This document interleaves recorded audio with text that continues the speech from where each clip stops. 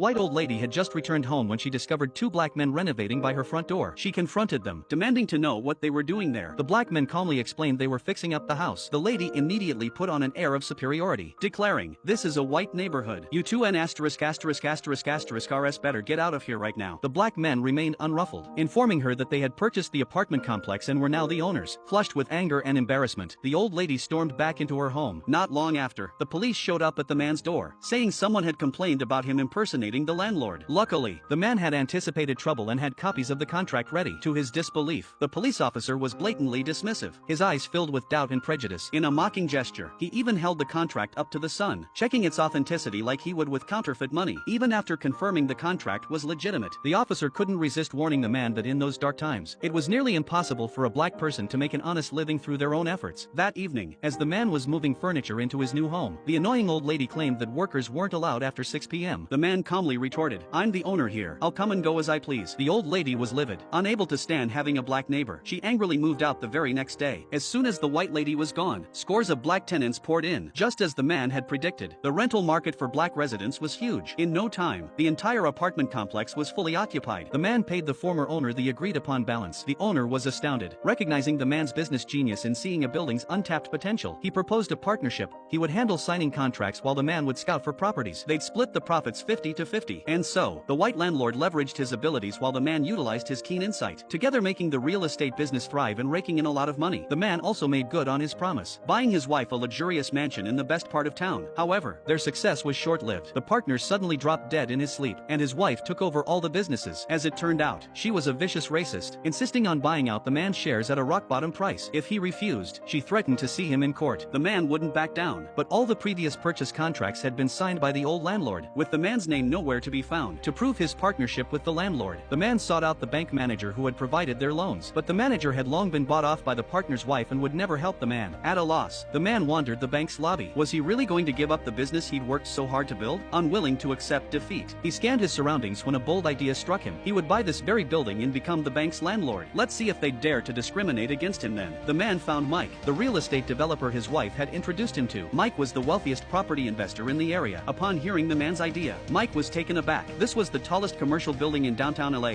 Did the man know how astronomical the land value was? But the man was determined. Mike was shocked by the audacity of the plan, but on further reflection, he realized it could work. Although Mike had abundant assets, he was still at the mercy of white folks at every turn. Making money while stepping on their heads had always been his dream. And so, the two men's partnership was settled.